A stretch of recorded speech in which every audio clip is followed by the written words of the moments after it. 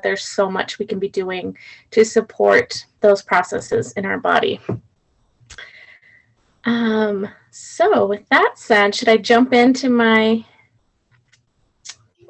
Yeah, go for it. Okay. So I just have a few slides here, nothing crazy. Can you see my screen? It's loading, it says. Yep, now I see it. Okay, perfect. And I can no longer see Zoom because I'm on my Chromebook, and so if something pops up or a question or something, just interrupt me. Feel free. Okay. So what are hormones? So basically, they are just these chemical messengers, and they affect many different aspects of our health. Really, every aspect of our health. They all work together like a symphony, and they all need to be playing in tune, right, for us to be really in balance and for us to be just really in a state of optimum health. So when one kind of gets off balance, just like when you're listening, you know, to a symphony, if somebody is out of tune, then the whole thing sounds off. Hormones affect every single tissue and organ in our body. Like I said, there's lots and lots of different hormones. And so it can impact our gut function, our muscle growth and recovery, our bone health, brain function. I mean, really everything. Hormones are involved in everything. And there can be a spiral or like a cascading of events. When things start to become unbalanced, it can just create a domino effect of many other things becoming out of balance. Usually when people are saying that their hormones are out of balance, usually they're talking about these 8 hormones, whether they realize they are or not. This obviously, I mean, like I've said, these are not the only hormones that there are, but this is usually what people are talking about when we're talking about hormone imbalance. I've given similar renditions of this presentation before where I've gone into what each one of these are. I'm not going to do that now just because of time, but if you have questions at the end about like what any of these are specifically, I'm happy to go into that. So we have estrogen, progesterone, cortisol, thyroid. That's more of an umbrella term. There are several thyroid hormones that are involved. Pregnenolone, testosterone, DHEA, and androstenedione. And just a note on there that hormones affect you on both a physical and emotional level. So like I said in the beginning, I'm a functional nutritionist. And so in my practice, I use philosophies based in functional medicine. And part of that is really this understanding that everything is connected, right? We cannot look at one thing in isolation because everything is connected. And so this includes the physical and both kind of emotional, mental side of our health.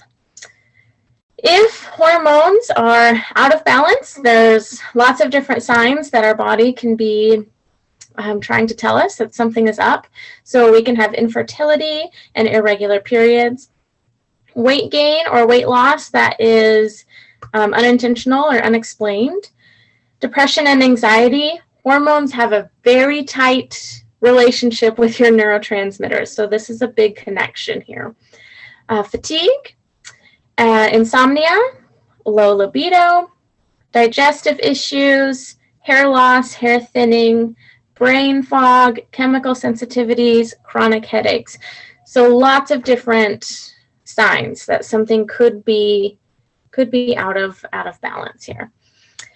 And another philosophy that I'm always using in, a functional medicine type philosophy that I'm using in my practice is that we're always trying to get to the root cause, right? I feel like a lot of people in more of like the natural, the more functional type community, they sometimes, I feel like it's like an us versus them, like the more natural functional community versus the more Western conventional community. And I just don't like that philosophy at all. I think that we're better together. And Oftentimes one of the complaints about the conventional community is that, you have something out of balance and it's just like a pill for every ill, right? That's kind of the saying, that they just throw medication on something to kind of mitigate symptoms, but they're not getting to that root cause.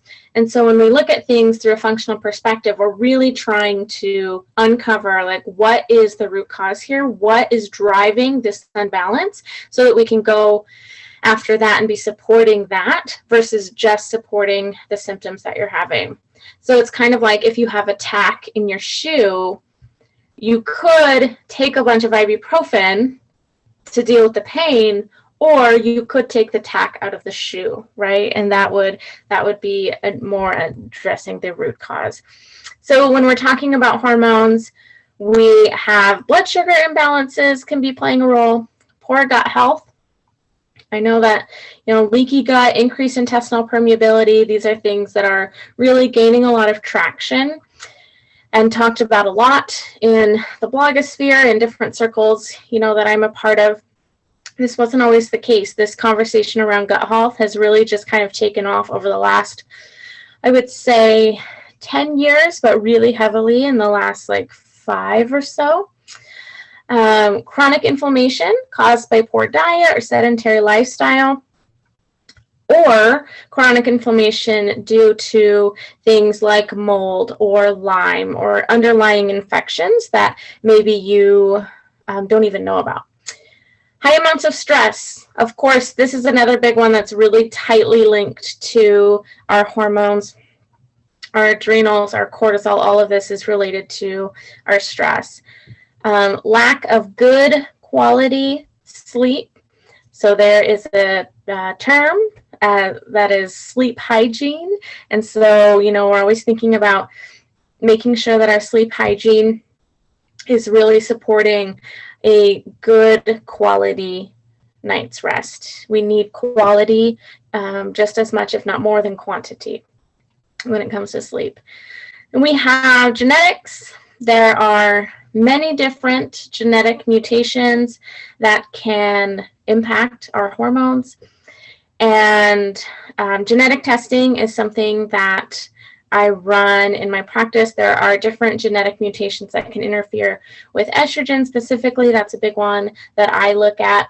When thinking about genetics, it's important to remember that, so the saying goes, genetics load the gun and the environment pulls the trigger. I don't love that analogy. I feel like it's a bit intense, but the point is that through epigenetics, we have this ability to kind of turn genes on and off. So if you're doing any genetic testing, just important to remember that it doesn't determine, your fate or if you're going to get a certain disease. It's just information, more data that we have in our tool belt to really be supporting your unique bioindividuality. Aging and toxicity, exposure to environmental toxins, as well as things like heavy metals, toxins that make their way into our food supply. They're all over the place. So what do we do? What do we do to support our hormone balance? If your hormones are imbalanced, then limiting caffeine might be helpful. There's that sleep hygiene word that I was talking about. So this looks like, making sure we're going to bed at a similar time each night, that our room is dark, blackout curtains, that we are only having our bedroom be for sleep and sex. We're not having a lot of screen time or other activities happening in our room. That we are putting blue light blocker glasses on when the sun goes down to help kind of keep that circadian rhythm going. I kind of mentioned this already, but not having your phone right next to your bed. So sometimes some of my clients are like, oh, well, I have to because it's my alarm clock. And it was like, well, you can buy alarm clocks. Like you don't need your cell phone to be your alarm clock. But anyways, I digress. And so all of these things really, really make a big impact. And I feel like sleep is one of those things that's like almost underestimated. Everyone's like, yeah, I know sleep's important, but I'm busy or I have kids or whatever, and it just kind of gets brushed under their rug. But when people really start prioritizing their sleep hygiene and then they see what a profound impact it can make, then that's when they're like, oh wow, I mean, that really was a big difference. Dietary omega-3s, really important for our hormone balance. Having just enough fat in general, really important for hormone creation. Low impact exercise. If hormones are really out imbalanced, adding too much exercise can be doing more harm than good. It can be, exercise is a stressor, just like any other stressor, and we want to make sure that we are at the proper level of stress. Of course, I would never encourage somebody to not exercise. We just want to make sure that the intensity, duration, everything is appropriate for each person's unique situation. Magnesium and vitamin D involved in so many different processes in our body, like over 300 different processes. So making sure that just our nutrient status in general, that we have all of the nutrients that we need to kind of carry out all the important processes in our body. An organic whole foods diet. The organic piece is to limit the exposure to pesticides, herbicides, insecticides, that are sprayed on our food. I was talking in another group recently, and we touched on briefly glyphosate and how, in my opinion, it's so much more problematic than what we're really saying. I mean, I feel like in general, people kind of have an idea that maybe glyphosate isn't the best, but I don't think we're really grasping how serious it can be. So the glyphosate molecule looks very similar to the glycine molecule. And so what we're seeing is not only do we have this bioaccumulation of glyphosate in our bodies that we're then having to, detox and try to get out, but because of how similar that molecule looks to glycine, we're having this biointegration, and it's literally like integrating into our collagen and our tissues and becoming part of them, which is just, to me, that's just so terrifying.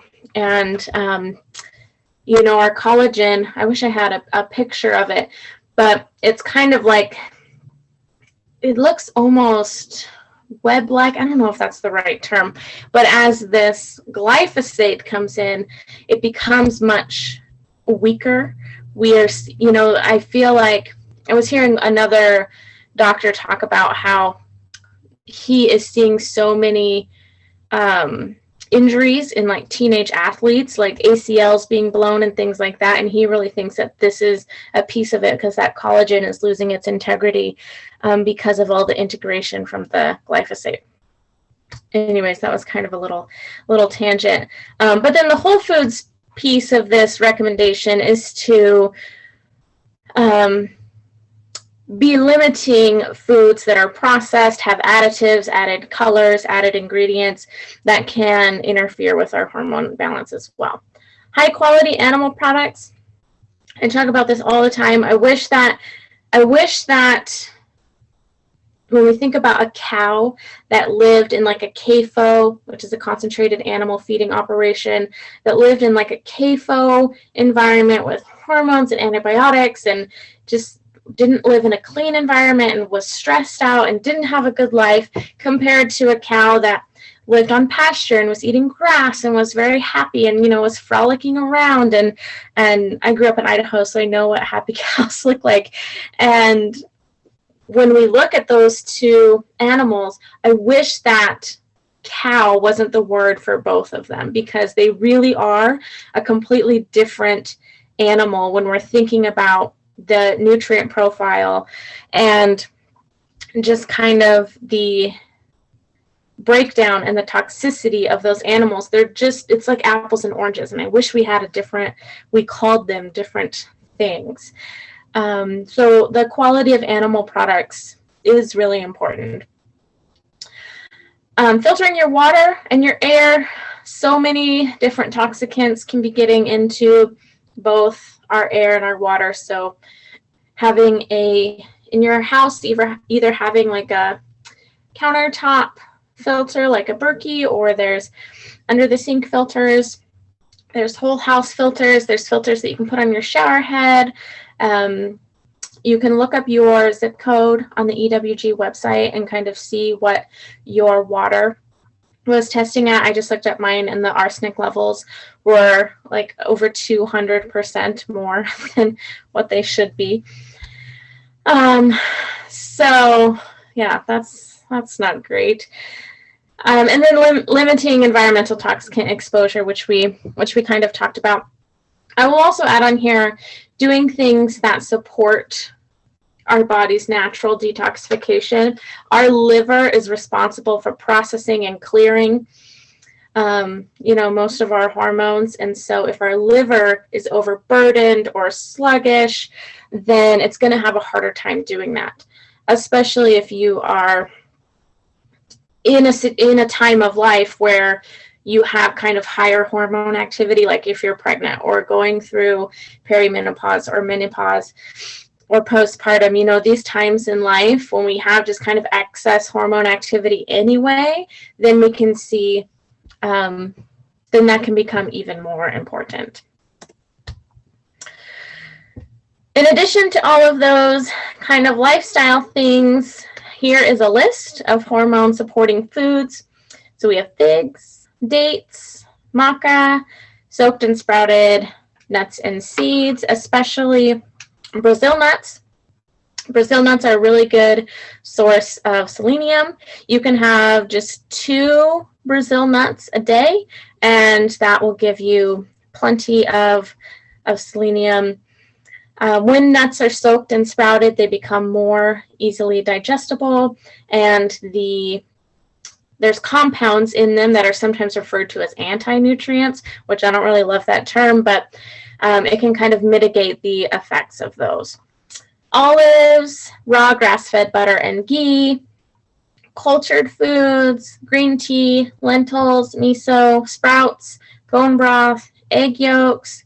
Please don't be scared of egg yolks and consuming cholesterol. Our dietary cholesterol that we eat is not what's going to impact our serum cholesterol numbers. It'll have maybe like a 1% impact on those numbers. That doesn't mean that what we eat doesn't impact our cholesterol, but it's more the processed, refined, high sugar, high additive foods that are driving up inflammation that's then causing our body to make more cholesterol, and that's more likely what's driving high cholesterol, not the cholesterol that we're eating. Mushrooms and rosemary. So I want to talk a little bit about testing. There are some limitations of conventional testing, when we're looking at testing in blood, or I put blood and serum. Those are the same thing. I meant blood and saliva. That's funny. So these types of tests, they don't tell you if your body is breaking down the hormones properly, and they don't show balance between hormones, and it doesn't look at adrenal function, meaning that it's usually like a one and done type of test. Some saliva testing can look at this more than blood. So my favorite test is the Dutch test. I love it so much. I want to switch really quickly. I wanted to show you like a sample test. This is a urine test, and I use this on every single one of my clients because it's just that amazing and awesome. So I'm not going to go into everything really in depth or really much at all. I just wanted to show you what it looks like. So you can see that we're looking at the adrenal hormones and your circadian rhythm here. And then here's like the raw data and the breakdown of all of these different hormones that it's looking at. It's looking at your androgens. Those are over here on the left side, progesterone, and then all the estrogen pathways, looking at how well you may be methylating, and more raw data. Here's more about your adrenals, looking at melatonin, looking at cortisone and cortisol. And then it also does some urinary organic acids, which can be indicative of different nutrient insufficiencies like B12, B6, glutathione, and then looks at different organic acids that can help, or that can help show neurotransmitter function, so HVA, VMA, and then the melatonin there. This number, this 8-OHDG, this can be a marker of oxidative stress and DNA damage, so that's all on there. So I just wanted to show that, just so you can see what's all on there. It's my very favorite test by far for hormones. Okay, so there's my contact information. And if we have any questions, I'm going to stop sharing my screen. I would love to chat. All right. So yeah, if you have any questions, and there's a few people watching on Facebook right now, so feel free to put them in the chat and I can direct them towards Brandy. I did have a couple questions. I was making notes as you were talking, so I do have a couple of questions. When you were talking about the different, hormones that people are often talking about when they say hormones, I was specifically reminded of when I had just, I think it was after I'd had my son, and it was like 8 months postpartum, and I was exhausted, and I thought, okay, exhaustion, 8-month-old, like that makes sense. I couldn't lose any of the baby weight. My hair was falling out. I'm like, okay, it's, normal postpartum hair loss or whatever. I go to the chiropractor and I was talking about how exhausted I was. And she was like, oh, have you ever thought about your thyroid? I told her no. And she said, well, you might consider trying this thyroid supplement and see if that helps. And I'm like, well, that explains why my hair was falling out. And she's like, yeah. And so I was on a supplement for quite a while, but I'm curious if there's any, any of those foods that you mentioned or anything else that is specifically like helpful for thyroid issues. Oh my gosh. Yes. So this is so common. This happens all the time. So exactly that story that you just mentioned, where they're like, mood swings, I can't lose weight, like my hair is falling out, I'm tired, and their doctor is just like, welcome to motherhood, right? I mean, you didn't say that your doctor said that to you, but I'm just like, really? And then later with more testing, we find out that they have like full-blown Hashimoto's, and this postpartum autoimmunity is so common, so much more common. And I don't know if we have any other practitioners in the group listening to this, but if you are a practitioner that deals with postpartum people at all, I just urge you to always be kind of looking out for this, because it is so common. So when we're thinking about the thyroid is involved in, it's part of our HPA axis, right? And so our hypothalamus, pituitary, adrenals, all of this is all kind of connected here, because again, it's impossible to look at one thing in isolation. And so, things like stress can definitely be, oh, my computer just like freaked out. Okay. I think we're good. So things like stress can definitely be a big driver of kind of dysfunction with our thyroid. As far as specific foods, sea vegetables are amazing. Sea vegetables are really like the only source of iodine other than like iodized salt. And I feel like now we're kind of getting a push towards more people eating, less processed salt and having more like Red Sea salt or Himalayan salt. And so just kind of as a whole, I think that we're consuming less iodine, and iodine is a really important nutrient for your thyroid. That doesn't mean I want you to run out and start supplementing with iodine, because too much can be problematic as well. But if we're consuming iodine, through food, it's generally in nice, safe, supportive levels. So getting seaweed, sea vegetables can be really supportive. Omega-3s, so important for our thyroid. So, wild caught fish, like a few times a week to get the omega-3, the EPA, the DHA that's in there. And vitamin D, like I mentioned, really important for the thyroid. Dark greens, usually when I say dark greens, people are thinking like spinach and kale, but I encourage you to incorporate a large variety of greens like dandelion greens and mustard greens, collard greens. All of those have different nutrient profiles and are all really, really great. And then selenium, like I mentioned, super important for thyroid function. So getting those 2 Brazil nuts in per day. And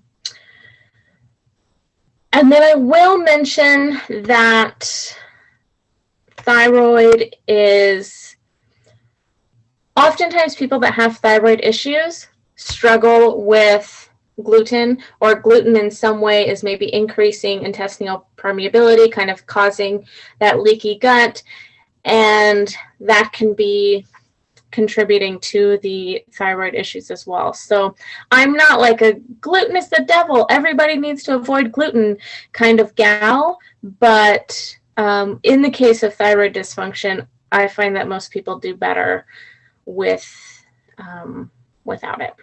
Okay. You also had mentioned about wearing blue light blocker glasses when the sun goes down, and I was curious, did you mean just all the time as you're walking around the house, or just as you're looking at screens and things? I would do it all the time. If you feel comfortable in them, I put them on as soon as the sun goes down, and I just wear them around my house, and then I take them off right before I go to sleep. When they first started gaining popularity, I don't know, maybe 5 years ago, they only came in orange, and now you can get them that they're clear, and so I feel like those are a little bit easier to walk around your house with. Sometimes I felt like the orange ones, I was it's just weird to have the color change. And then the red ones, there's also red ones that are really they really block out the blue light, and those are pretty much impossible to walk around your house. You can't, everything's too red. So if you're comfortable, yes, all the time around your house when the sun is not up. Awesome. I didn't know that. Okay, cool. The last question that I had is, who should consider getting genetic testing done? Everyone. For me, I'm such a data-driven type of person. I like to have the numbers. I like to have information. And I feel like the more information we have, the better we can do, right? When we know better, we can do better. And the genetic testing that I do, looks at genetics that are involved in your vitamin D status, your vitamin A status. If you have MTHFR, which is closely, that's really related to your methylation, B12, folate. It also looks at your glutathione status. It looks at how sensitive you might be to insecticides. Or, like I said, some of your estrogen hormones, it looks at that. And sensitivity to histamine, sensitivity to pre-methylated vitamins, which, I feel like a lot of people tend to say oh, if you have MTHFR, well, then you just need to take pre-methylated B12 and folate. And that's the end of the discussion. And I wish it was that easy, but that's not true because we can also be sensitive to those premethylated vitamins. So then we need different forms. So it looks at that, looking at our ApoE status, which is a gene that's really closely linked to brain health. So to me, having that knowledge is just really powerful. As long as you know and you believe and you truly understand that how powerful epigenetics is, right? And that by changing our environment, we can turn these genes on or off. I have had people before run the test and then feel really kind of like this big sense of doom. They were like homozygous for MTHFR and they had, some other things. And so if you are that type of person, I would just proceed with caution, because the last thing I would want you to do is to then be really stressed out about something. But yeah, I think that it's really good information to know. And I just did my daughter's, because it's just a cheek swab. It's so simple. I just did my daughter's, and it was really fascinating to have mine and then have hers and be able to compare and then be able to kind of figure out like what she probably got from her dad instead. And that's been very helpful for just, knowing like what supplements to give her, or what form of supplements to give her, and how to best support her as she's growing up. Awesome. Cool. So if somebody wanted to work with you or find out more about you, how would they do that? So my website is pivotalorigins.com. You can email me at brandy@pivotalorigins.com. All my social is at Pivotal Origins. And just reach out and let me know like what you're looking for. If you're just wanting to do like a Dutch test, or just wanting to do a genetics test, or, just wanting to do something like that, I'm happy to do that and then give you a review and, kind of my analysis and follow-up report. So, I think that that's a great, usually, so like I said, the conventional and the functional, we're better together, right? This is not an us versus them. And so if your doctor is somebody that like is hesitant to run testing or doesn't run functional lab tests or genetics tests, then this is an option for you to be able to get those and bring them to your provider and be able to have a dialogue and a conversation kind of armed with that data. All right. Awesome. Cool. Well, thank you. We have had several people watching. It doesn't look like anybody has any questions currently. However, those pop up on the group, so I'll make sure to tag you if any other questions come up as people are rewatching the video. But yeah, thank you for taking the time to hang out with us tonight. Thank you so much for having me. I had fun. All right, well, I am going to close our live stream here. So happy Friday, everybody, and I'll see you all soon.